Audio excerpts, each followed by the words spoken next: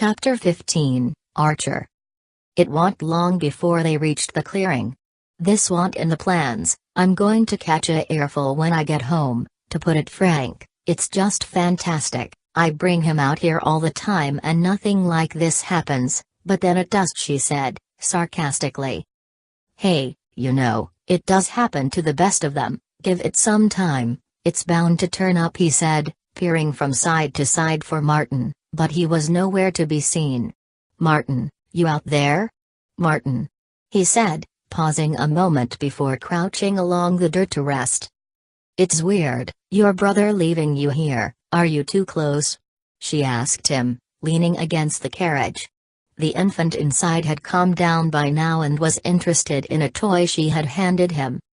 "It's ironic, really. We were close at one point in time. We were young kids, so it's hard to say. My brother's a bit complicated, and not in the same category as others. He's pretty much in a breed of his own," he said, admiring her a foot away.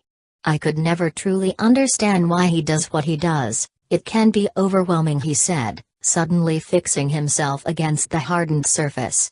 Roots and stones covered the ground, tall pines surrounded them both as they took a quick moment out to reflect. "I can see that. You seem like the more mature type, not just a wisecrack. Every family has them, right?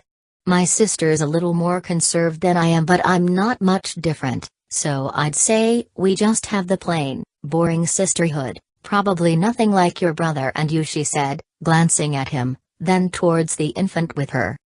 "It's funny, just before we got here my brother and I seen a little boy just like yours. My brother told me babies are the last thing he could care for. He's probably right about it. I'm glad the man hasn't made any. Would have been a disaster. God must have his eyes open at all times," he said, wondering about him. "I'm sure you're right. I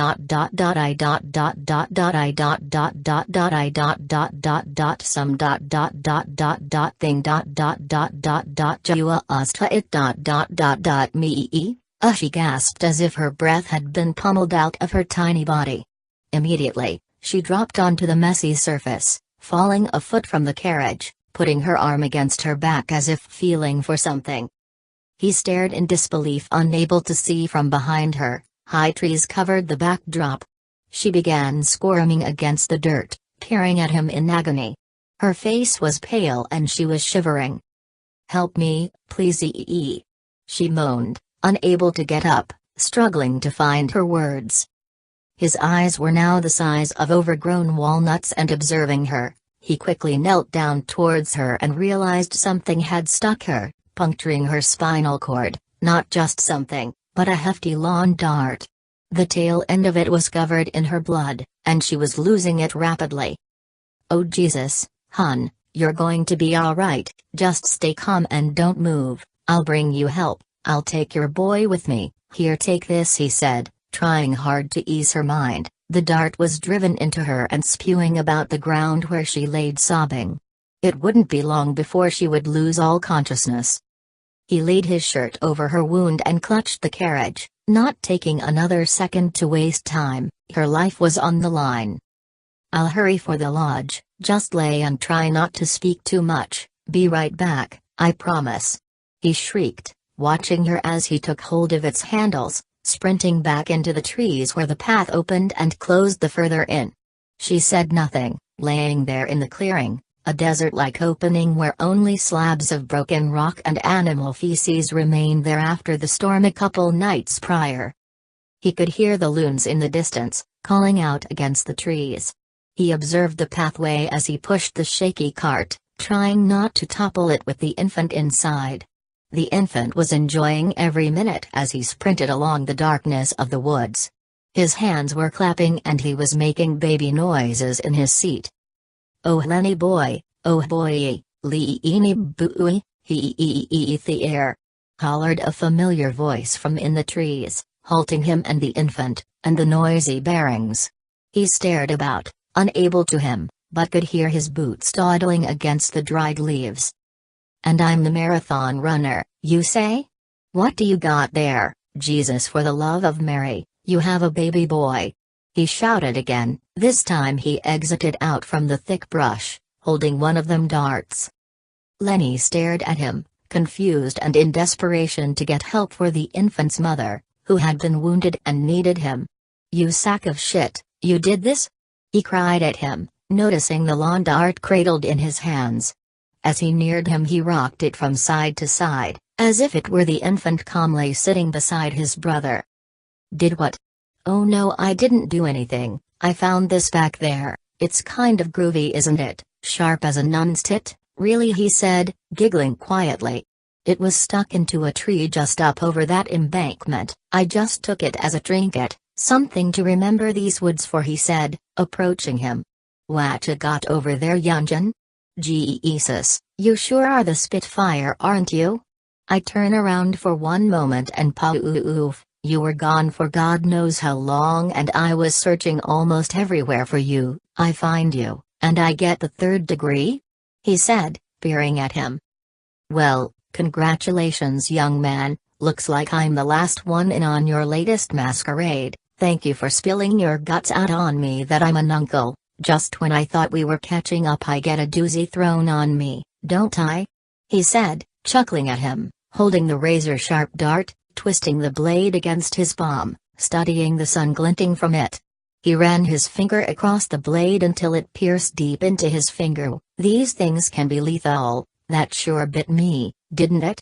Wouldn't wanna catch one of these by mistake," he said, gawking at the child. "He doesn't look much like you. I would have gotten a blood test done, maybe 2, maybe 3. Shit, you're a joke. You're fooling yourself, Lenny. A baby? A motherfucking shit breeder? You ain't got the berries to take care of no child. Are you confident you're the father, Len? Broads these days don't pay much mind on who they be sleeping with, do they now?" he said. Again he sniggered and peered once more into the carriage. Lenny gawked at him. "Don't fucking kid with me, Mart. You did it, didn't you? You twisted motherfucker, you slippery snake. You better hope she makes it," he cried at him, placing his hands against the stroller. He grasped the handle. He then began to push again. "You're going back, you're scumbag. I never thought I'd feel this much torment for someone, but I do for you. You're not fit to be out, the man you are, what you are definitely not of my kin, not anymore. We're done. Good luck on your ride back to the joint, you will need every bit of it," he said, enthralled in astonishment and hatred for his brother. "Stop right there, you brown-nosed Peter blower, you always were the weak link, weren't you? I knew it, even our father knew it. He might not have said anything, but he knew you were the leftovers of the bunch. Not one seed in you makes you any different than the rest of them. You never had one spurn of backbone in you, did you?" he said, holding the dart towards him in one hand. "Here, hit me with it, you know you wanna. Shoot, it'll lay on the ground right now, just take it and drop it into my cranium, see if it bothers me any," he said, peering at him. "Just like I said, another coward, another wasted breath of life. I brought you up here and you throw it in my face. I could have given you a new life, one that matters. Forget it, you aren't cut out to be in with us," he said. His face was cold and callous. He stared at him another second before turning away towards the child. "In with who? You're out there, Martin. You're not making any type of goddamn sense to me. I'm not you. I'll never be like you," he said, breathing heavy, glaring at him. "Our father is dead, Mart. He has no say. He can't speak on his behalf. Say whatever you want. When I get to the lodge, I'm calling the park ranger," he shouted, clutching the stroller. "You better cross your fingers for that woman's life. You better hope she makes it, because if she doesn't, it will be the gas chamber for you, buddy. And just so you know, I won't be there to watch that either," he said, shaking his head in frustration. Just before he could push the carriage away, Martin responded by throwing the deadly dart, nearly missing him, as it landed into the path in front of him. "I won't miss next time, Lenny. I'm a heck of a shot. Just ask little Ms. Mommy back along the pathway, she knows all about it. I'd hurry if I were you. I'd say about in 10 minutes or less she will be as bloodless as a hog in the slaughterhouse," he said, smiling at him, with his eyes gleaming. "You're just lucky I didn't string her up like one, oinkety, fucking oinkier." He mimicked a dying boar, with the most memorable imitation he could muster, pressing his thumb against the tip of his nose, holding it as if he were mocking the dying woman along the ground, and then spun back into the trees, leaving him alone with the infant. As quick as he had seen him, he was nowhere to be seen now from behind the high plantation.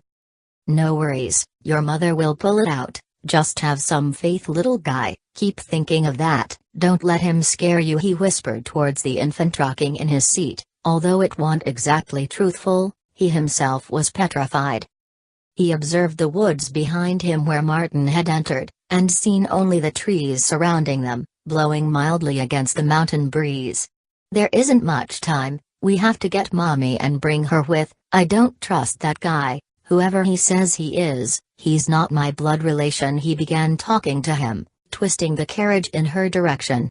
He faced the path, staring into the trees. He began the uphill battle heading back to her, understanding each moment was critical for her. Chapter 16, Critical Limit. He gripped the carriage, shoving it through the path. He could hear the woman, or someone in the distance. "I'm on my way, you hang strong, I'm going to get you back to the car, we will get you help," he hollered, wheeling the infant forcefully into the thick of the woods, hoping she would hear them. Lenny dashed frantically for the clearing, where the woods opened into a leveled grove of jagged rocks and habitats for the wood's inhabitants. A voice cried for him from behind. Before he could spin himself at whoever it was, he felt something pierce the back of his neck. An instant sensation overcame him, a warm, feverish feeling immediately radiated through his chest and down into his staggering legs, bringing all of his weight to his knees as he buckled to the surface. His fingers fought against the dirt as he stumbled overwhelmingly, falling into a sleep-like daze, collapsing flat against the ground, where his heart began to slow and he could no longer move. His mind raced, peering at the carriage a foot from him, wondering if it were Mart, if he had injected him, and with what? His eyes gazed about, from one end to the other, in front of him, seeing nobody in the woodland surrounding the two. Suddenly, he heard someone hiding behind his limp body, their boots dragging against the soil. He could hear them breathing softly as they approached him. He struggled to alert the woman with his weakening body inches above the dirt, fighting to use his knees for support and his elbows for balance. "I can't, I'm sorry, get help," he cried faintly, until his mind went black. He was disoriented, unable to think straight, everything was a blur. His eyes began to roll, quaking inside as they shed water down onto his face, closing momentarily and opening before they went completely dim. It wasn't long after, he could smell something strong, potent. The odor caught his nostrils as he breathed closely against the land. He could hear the gravel shifting underneath someone's boots, stepping over him. "This should do it, smelling salt. My mother, God rest her soul, used this stuff once when I was sick as a dog with the shingles. I was probably about 6 or 7 and them days were a lot different than now. This here ammonium carbonate will shock you right up out of it, if nothing else will. Can you hear me, Lenny?" "Hey, Lenny, oh boy, I think we have a rookie. You know that shit's known to sedate cancer patients, right? How much did you put in that thing when you dosed him?" A man's voice instigated, questioning whoever it was with him. "It's just Valium, punk bitch, don't try to bully me, kid. I have about 30 years on you. You were still in diapers when this all started," hollered the same unfamiliar voice from a moment ago, arguing back with another man. Lenny wondered where he was, confused and disoriented as he laid in total darkness and unable to see. He wondered what they had done to him, with the infant, and the mother. "Wake him up, he's been out of the fold for too long, any longer and we might have to do him in. I know you two have a ton of time together but we can't be jeopardizing the order." The roughened voice of an older man immediately warned him. "You understand the rules and how they operate, your father knew them best of all, he taught you young. Why he hadn't brought him in sooner baffles me." The same man spoke. Lenny could hear him and the distinct sound of something still alive squirming in the high coppice not far from him. He attempted to speak, but he was groggy and his face was numb. "I understand that, If he doesn't comply with it or with us, I'll cut his throat like Junior's over there, brother or not. It's in motion now, we can't back out. This is our day of retribution. The last to bleed will be the one who is chosen, and the first to die will be the offering," Martin said, convincing him. He's sounding indifferent, phlegmatic and devious. Lenny finally opened his eyes, but could only hear them in the dark. "Martin? Who are you with? Stop this please. Is the infant and the woman all right? Please tell me you haven't hurt her?" he cried, sobbing against the debris-riddled surface. His hands were tethered and behind him, laying on his chest. Dry dirt and stones from the earth covered his mouth and lips, tasting it, as he spoke. "What is this about? I can't see shit. Come on, what is this about? I want to fucking hear it from you," he shouted, kicking against the hardened ground, where his legs were roped tight together. "Is she alright? Speak to me," he pleaded with him, although the two voices in the distance ignored him as he cried, disoriented and alone. Immediately, someone flicked a match, creating a short glimmer of light as it died off, sending him back into darkness. His eyes felt unhinged, as they adjusted to the surrounding woods. He could sense something crawling on him, as he wrestled himself to get loose. "Something is on me, damn it, get it off, come on Mart!" he shrieked, tears were now streaming from his soiled face. "Do I not amount to nothing anymore? I was there for you all of them times, even when I shouldn't have been. This is how you leave me. All of those times as kids, I covered for your ass, even when it meant my hide or my reputation," he wailed in horror. He then listened for them to speak, suddenly hearing the shuffling in the woods not far away, but clearly it was someone in pain. A moment later, somebody a foot from him in the dark struck another match, as it fizzled and blew up into a small hurling flame of smoke and fire. His eyes again struggled to visually adapt to the nightfall, and they did slowly as they came into view, briskly startling him. The woman laying in the vegetation was covered in blood, her eyes were missing and her tongue had been amputated from her shivering mouth, as it sputtered to make sense of whatever violence had occurred while he was out. Her top teeth were busted out, some hung from her mouth, barely in her gums, as her body convulsed inches from him. He peered in terror, frozen to the sight of her. Her forehead was gashed and oozing, he could see the bone underneath, protruding from it, causing him to gasp and turn away a split moment. Again, he stared at her, wondering what his brother had become, or if he always was. Her arms were butchered from her and laying in the fire, he could see her fingers stretching out of the smoke as if they were still attached. He stared at the smoke as it rose into the night, sending ash and burnt flesh into the air. Martin was sitting on a oddly shaped stone at the fire, heating something on a twig. As he watched his evil brother, his eyes heavily watering against his face, at the sight of it, as he wriggled to get away but wasn't able. "Mart, come on, get these restraints off me. I can't help you if you don't help me, come on," he bellowed loudly, until the other person with him came over and stood over him.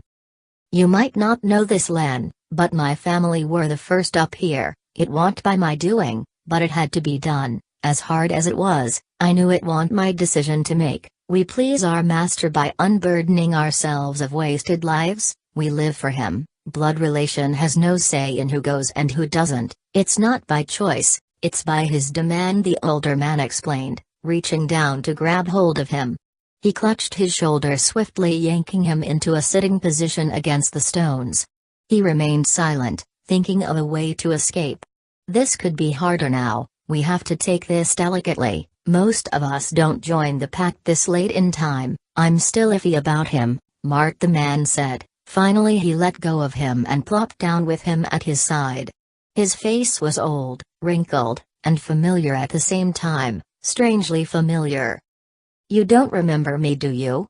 You were just a boy when we met. Your father and I were good friends a lifetime ago," he said, staring at him. He appeared normal, for the most part, but Lenny knew otherwise. "You can't manipulate me. I'm not Martin. I'm not drowning in sorrow. I don't fucking kill people," he shouted angrily at him, causing the man to put his hand out towards him. "Watch your blubbering mouth out here. This isn't the place or time to be calling your own shots, Len. This is having belief in something more. This has its own magnificent rewards. We give a tiny tribute and we get a kingdom of gold. You see what I'm getting at? Your brother begged the order to allow you in. Are you worth the risk? It's either yes or no. You dear boy can be the missing cog, don't you see? Or you can be the lamb, and we all know what happens to lambs out here," he said, gently patting him against the neck. "We slaughter lambs," he said, releasing his hand.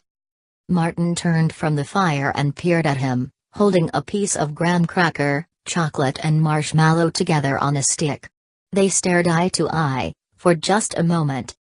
He glared at him against the ground, devouring it, licking it from his soppy fingers, grunting to himself. "In or out, Len?" He questioned him from afar, quickly. Standing from the stone he approached him. A foot from him he leaned towards the ground where a man-made mound had been sculpted, for whatever reason. In the dark he emerged, lifting the bone-handled buck-knife from it, wrapping his left hand around it. He stepped closer to him, sitting with the older male. "Die with the bitch or live eternal? It's your choice. Either way, the last to die is his offering, and at this point, she's looking shabby over there, so that would leave just you," he said, putting the bloodied knife down into his brother's hands. His hands were tight against one another, tethered together as if he had been praying. "Hold onto it tightly, and come with me and let's get our reward. All that bitch is a useless fat, baby-making heifer. I know you see it, we all do," he said, sounding dark and demented. His face was red, still soiled in the buck's blood. Everything was showing now. Lenny could see it. There were no other methods for him to reach him. His brother was lost, the whole thing insanity. Heifer? Mart, she's a fucking mother, she just had a child. Where did you put him? I wanna know, motherfucker, where is he? He cried, desperately scanning the woods. There were no whimpers, no cries, and no baby noises in the night, just the silence and the sound of the fire. Martin glared at him, and put his hand over his eyes, shielding his view. "Right there, that's him, in the dark, where there is nothing. He's dead, all right," he said, taking his hand from his face, uncovering him. "It takes a ton of blood to fill the belly of the beast, gallons if I'm to be exact. She's the last if you hurry," he said, whispering into his ear. "Now, take this bloody knife and come. I have the passage right here. Father left it for me to find, you know, the day he died," he added, pulling him by the arm. Lenny held the tainted blade, facing it downwards, being led by his only brother to the dying woman. "I'll recite it. You just cut into her chest, make sure you cut just below her breasts, sever the heart stem and hand it to Phil," he explained to him, as if it were just a natural thing, a ordinary act for him. "Phil Bettens will put everything else into motion. He's been one of the longest-known founders of our occult," he said, peering at him across the way, where he was now sipping from a ceramic mug. He could hear the sound of it swoosh down his throat, wondering what it was, if it were something more, something god-awful. Lenny stared again at him, suddenly remembering the name. It hit him like a pile of bricks. "Phil? Phil Bettens? I remember you. I can't believe it. You were at the fire when the woman burned to death. You wanted my father to help her, but he wouldn't. He won't with the department any longer," he cried aloud, immediately recalling the terrible night it all happened. He envisioned himself there as if it were that evening, just a helpless boy, holding on to his father, fighting the cold and watching the smoke hurl from the home. He could see their faces, all of the commotion out on the street, watching up at it, doing nothing. He gawked at Phil again. "You two were fighting. I didn't think he liked you much," he said. "It was nothing, but it appeared so real, just two old men with different reasons. At least I thought so at the time. Why would you care if she died? Why kill now? You wanted to save her, didn't you?" he cried at him, studying the man who knew his father. Chapter 17, No Stranger. Phil Bettens approached him. Martin left them together and headed back towards the rock where he was sitting a moment earlier.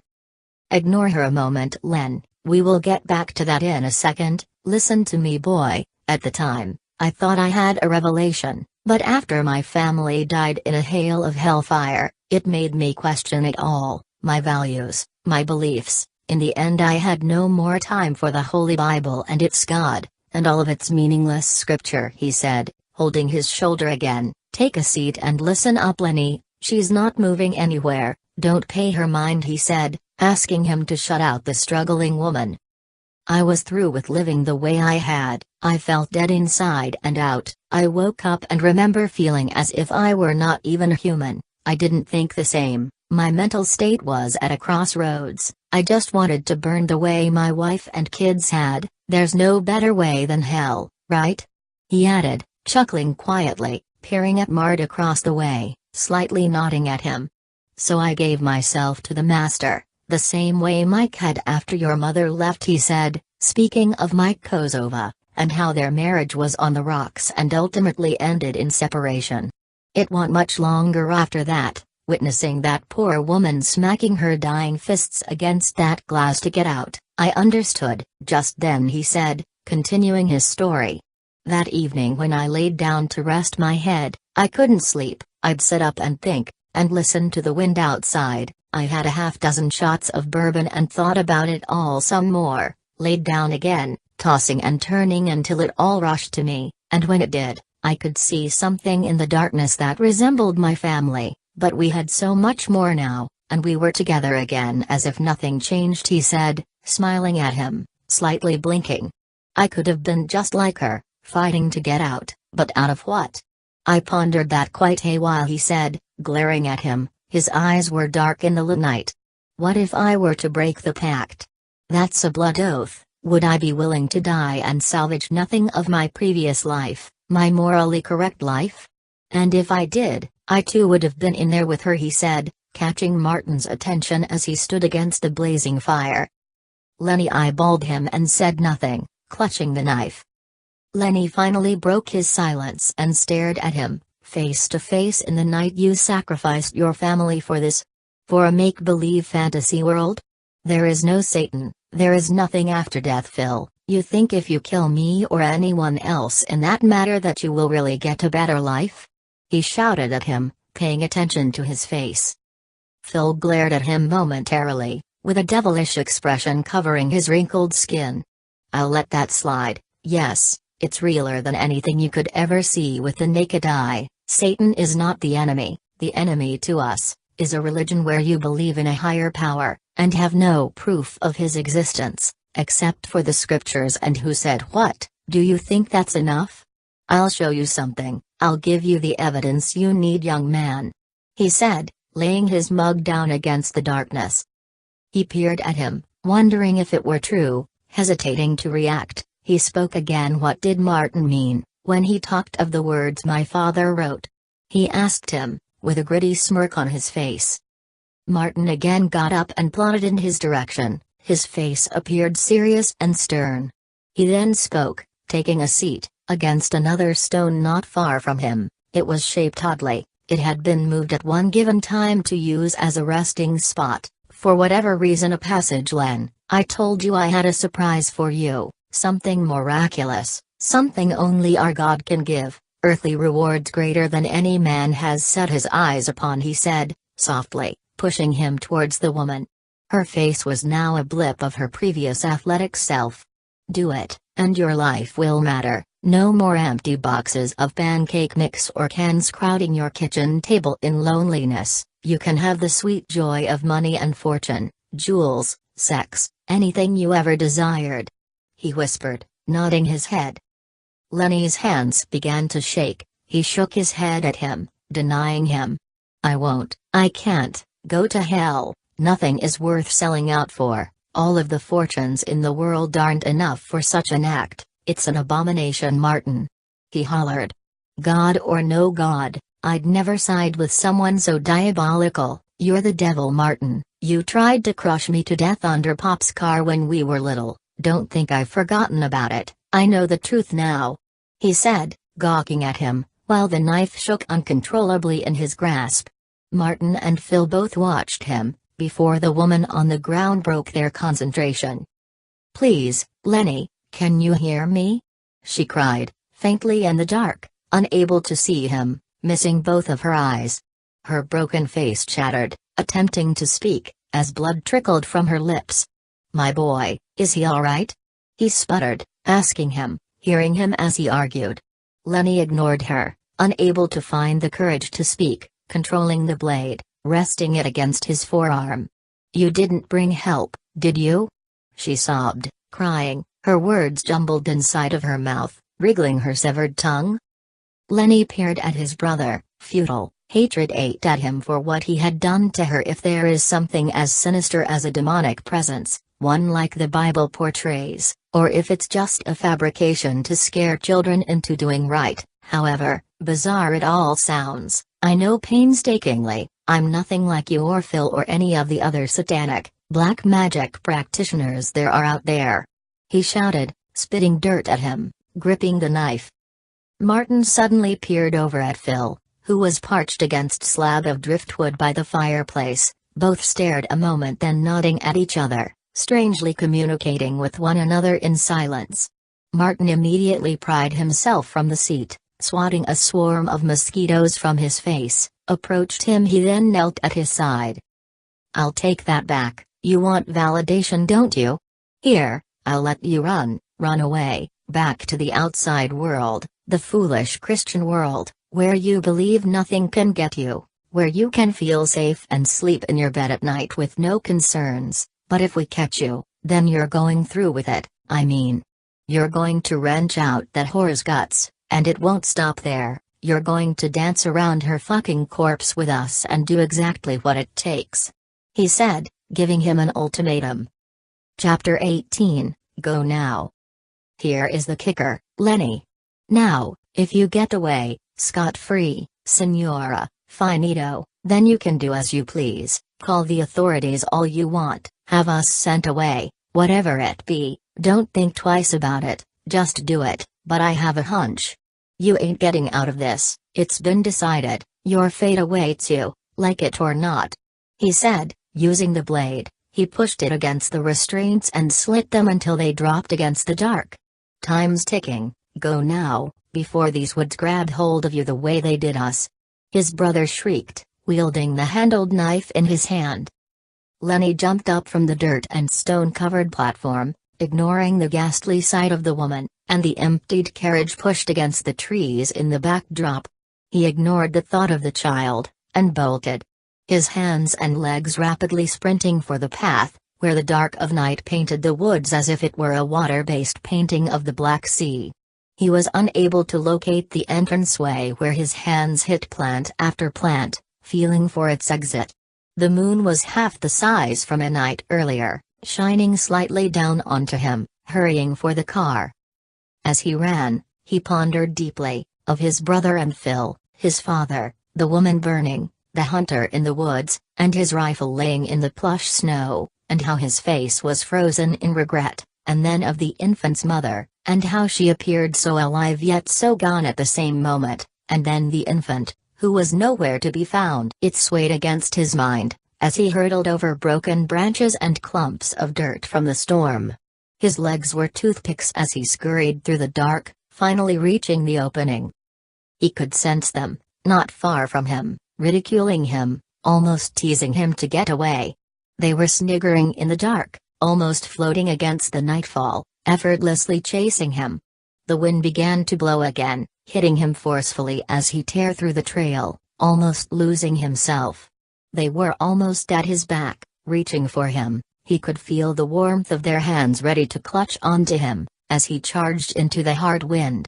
His mind was crying for the woman, for not doing more, for leaving her there with them. A few minutes later, he came to a steady jog. Spinning back, he fought to see them, but there was only the trees shuddering in the death-defying breeze. He peered from side to side, wondering what to expect. Another lawn dart, a stray slug in the back, his brother's buck knife. He fought himself to go on, but the thought of the infant was too much. He stepped against the nearest tree and held onto it, almost holding himself from crumbling over. Deciding to run for the lodge, He quickly lost hope. Without having the keys, his mind barreled back to his brother and Phil, but he knew in certainty he could never overpower them both. He could hear the water running not far from him, where the lake split off into a stream only yards from the path. He decided to follow it, hoping to find his way through the dark. He felt the trees as he ran for it, listening closely, not to fall trap of the woods. He could hear them breathing heavy in the distance, as he stumbled, and came to a sudden stop between the trees, where a new path closed in on him. A path that was made, not from human hands, but from the flooding a few nights prior. He listened again, hearing the gurgling sound of fresh spring water rolling off from the hill, where it emptied into a stream. He fought to find it, putting his hands against the trees as he passed them. The wood was rotten there, peeling against his fingertips.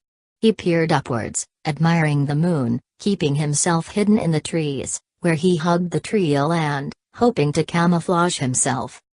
Without warning, he heard them sniggering in the darkness. They were near, but he was unable to identify where they were. Their odious snickering seemed to be everywhere at once. His ears perked up, as he studied the woodland, quickly dashing for the other end of the woods where he managed to see the outline of a tower. He pressed on, fighting through the leaves and thorn bushes, pricking him as he squeezed through where the tower stood isolated just yards from the stream. "Lenny, Lenny, we can see you, you can't get away from the eye, it sees everything," saturated a disturbing voice, his brother's, as it swirled against his left ear and died off into the darkness. He spun to see him, but he was alone, standing at the tower, towering above him in the moonlight. "There's no time, you're coming back, you're one of us, it's been written." Again, the same voice spoke in the trees behind him. Panicking, he ignored it, climbing onto the stairs leading up. It was a lighthouse, unlike anything he had seen in the woods previously. It was an unconventional location for one. The stream was calm, and there were no vessels capable of docking there in such shallow waters. He wondered about it, as he reached the platform high above ground. His hands were shivering, he was exhausted and panicking as he clutched the door. Turning the handle, it was sealed. As he yanked it, it moved not at all. Cautious of the noises surrounding him, he ducked behind the railing leading down towards ground level. He slid to the surface where he noticed the trees in the distance, leading back into the woods. They were still quivering in the unusual wind. Immediately, he left the tower, quietly making his way to the stream. Peering at it in the night, the black water splashed mildly against the land where he stood. He turned around to catch a glimpse of the woodland. Above the forest, a shadow covered the woods overtop. It was barely visible from where he was, overcasting the night sky, unnerving him. The shape of something enormous, something chilling and unworldly draped about the scenic environment. He could feel his heart pacing underneath his skin, as he rested along the edge of the stream. His face covered in wet, in dirt and somebody else's blood. He touched his face, feeling it. The scent of the woman somehow had gotten on him. In the distance a strange sound began to resonate from within the high trees. He imagined it being them, searching for him. He briskly pushed his foot closer until his shoe touched the water. It wandered silently, listening to the peculiar noise, wondering how deep it would become, if he were to enter for any reason. Across from the stream he could see something also. Something left behind, possibly a life ring. His eyes fixed against it, bravely he stepped into the water as it rose to his waist. The stream was wide and became a bit more rapid as he inched through it, reaching the center where a steep rock blocked anything in its way. Somebody had thrown it in, possibly attempting to build a dam, failing in long run. Lenny gripped onto it, fighting not to slip underneath the moving water. The water burped and spit at him as he pulled his body onto it, catching the splashing water against his face. The rock was crumbling under him. As he let go, pushing his hands out, he used them to thrust through it, hoping to make it to the other side. Without hesitation, he slipped against the sand underneath the water. Going under, he bounced against the stones and came back up.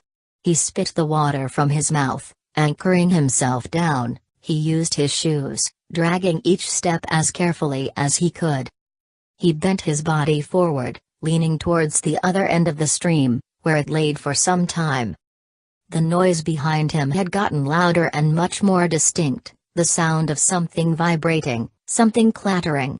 He faced the land, hurrying, stepping out from the water where he climbed atop, awaiting the noise to come for him. The wind continued to push him, as he laid his eyes against it. A small metal shed, left to rot, was leaning against the foreground, but that wasn't all. He stared at it, slowly approaching it, listening to the clattering out behind the trees. Rocks and debris had washed up from the stream, making the short journey something to remember. His shoes were caked in it, heavy as he worked his tired body to get to it.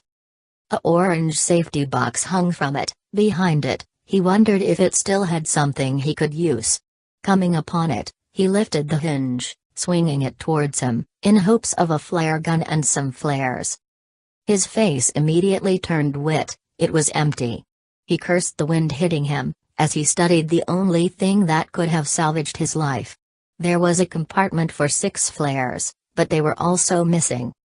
Behind him, the unjust noise from a bit ago caught his attention. The continuing noise had suddenly grown deadly quiet.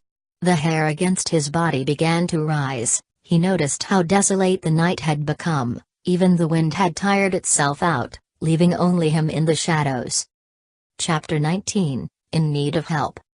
Immediately, a set of hands touched him, spinning him around until he fell flat against the night. Martin stood above him, slightly smirking, grinning heinously at him. Lenny stared up at him, feeling paralyzed for that long drawn-out moment. He was holding it over him, the infant's rattle. "What did I tell you, Lenny? You don't see it like we do you?" "Nobody ever does," he muttered, the night moon shining down against him. His vicious face radiated underneath it, glaring at him, almost as if he were being punished. "Martin, who are you? I don't understand, are you not there anymore?"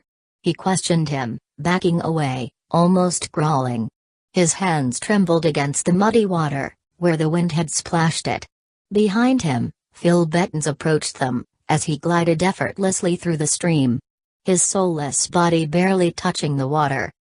Frightened, Lenny suddenly shrieked at him, "You're a daemon, aren't you? What did you do to get this deep? Was it witchcraft? Were you always so hateful of me?" He asked him, but Martin stood motionless before him. His face, still spattered in animal flesh, as he glared villainously towards him. He remained on the surface, hands sopping of fishy water. He awaited Phil, as he hit the land, sweeping up onto it as if his feet were made of nothing more than dark energy. He began to cackle again, reaching the 2 seasons greetings, little man, you should have known better than to run away, Phil muttered, laying his arm on Martin's back. Together forever, and death is the only way to reunite, he said. His hair was disarray and blown back, reminding him a bit of his father. Your brother never told you, did he? He said, glaring at him. Both were. A noxious smell blew in. He ignored it, listening to him, as he inched his way further from them. He could feel the evil in front of him, holding the ground in unspeakable terror. Phil's mouth opened wide, showing his sinister, blood-stained teeth. The hunter you both found, you thought it was suicide, right? When you noticed his lever-action rifle and all that icky, sticky, brain matter. Now that was a sight, want it? A young innocent child, just playing in the woods, want it? He said, waving his finger at him. He began to lick his mouth, tasting whoever's blood it was. You sure didn't help him either, did you? Just like the bitch back there, and that freakish-looking infant of hers. Boy, you don't do much good being here, do you? He said, scolding him, his brother standing along. His eyes blinked continuously as he spoke, as if something was happening. That was all your father's doing, not ours, so, you think you're something special, right? He said, putting his fingers against his chin. Lenny watched him, now sitting steady. He stared at his brother's face as it began to fade, something he hadn't seen before. His face was quivering in the dark, as if something was picking him apart one piece at a time. His eyes turned back, showing the whites of them, and his nose, lips and ears began to convert into something horrible, frightening him half to death. He was stuck against the mud, with his fingers clawing to get away. Phil and Martin stood there converting, changing in the darkness. He could feel the blood rushing through him, as he slid backwards hitting the wall of the rickety shed. He trembled at the sight of them, demons, he wondered how but couldn't grasp the thought of it. His fingernails raking against the soil, he immediately thought of something not of this world. The mutating couple were now howling in excitement and contorting a foot from him in the night sky. Their faces were now foul and unworldly. They both glared at him, momentarily as if they had caught prey. The expressions on their faces were that of beasts, and not of human composition. "Mart? Phil? You in there?" he shrieked, not believing his own eyes. They were gawking at him, contorting inches from the surface. Their nails had yellowed and were long, stretching until they bled from their fingertips. As he stared, he felt around the dark, where the ground was moist and covered in debris. "Stay back, both of you!" he shouted, suddenly sensing something in his fingers. He picked at it, until he had two sticks in his hand, fighting to put them together. He made a crucifix. "I told you to stay back, you motherfuckers!"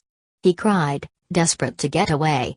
They stared at him a moment, the yellow growing in their eyes as it turned dark, and black and then blacker. Their eyes were no more, they were hollow and lost. "Back off, now!" he cried, sobbing, worried for himself, worried for the woman and her child. Something inside of them, demonic, putrid and burning to get loose, stared at him with total disgust. He could feel them breathing in it, the foul, sinful nature of them and how they worked. He clutched the cross, holding them together in his grasp, but nothing happened. They converted, sliding against the night at him, growling for a taste of his blood. Immediately, he broke away, flopping into the water where the stream hit him once again. In the water, he sank against the plantation underneath. Heavy stones and wild plants began to strangle his shoes. He couldn't move. Putting his hands in the water, he tore away at it, fighting to get out. The water was becoming darker surrounding him as he fought to get across. He spun to see the two. They were coming over, both hovering along the land. Their arms were out, and their grotesque fingernails were wielding in his direction. He forced his foot, breaking the hold on him, moving hastily to the other end of the stream. Passing the light tower, he approached the woodland yet again, miraculously making it through the forceful water. He broke through the trees, cutting his hands as he ran deep into the dark. Searching for a way out, he remembered at Watfar, where Martin had tossed the deadly lawn dart at him. The trees surrounding him were familiar, and the moon seemed to be shining much brighter now. He could see the path from earlier, when he had the infant. He forced his mind from it, accelerating, darting through the forestry without his brother's car keys, without anything, no protection, only the woods for survival. A moment later, he found the path, but there wasn't any dart nearby. He wondered if he had mistaken or if he had only imagined it being there. The path was a wreck, stones and muddy water saturated it where he came to a steady sprint. He pondered to himself again, wishing more from himself, the imaginary cries of the infant now forcing him to kneel against the dirt. He put his hand against the dirt, holding himself up, crying for her and for him. Not far from him, the trees quaked as if someone had ran into them with something heavy. He peered at them, and then back at the path before him. He realized he had to get back to the woman, and rummage for the infant. If he were alive, he could get him to his father. It didn't make sense, being out there after all. He should have realized it sooner, but it would matter, if only he could help the infant from being the next offering. The woods again became a place of desolation and isolation. He could hear only himself picking through the trees to find his way closer to the fire. His heartbeat was pounding, his chest was drumming like a drum. He thought of the little boy, regretting not getting them out when his brother went missing. Chapter 20, Dark Woods. A short while later, he found himself at the brink of exhaustion.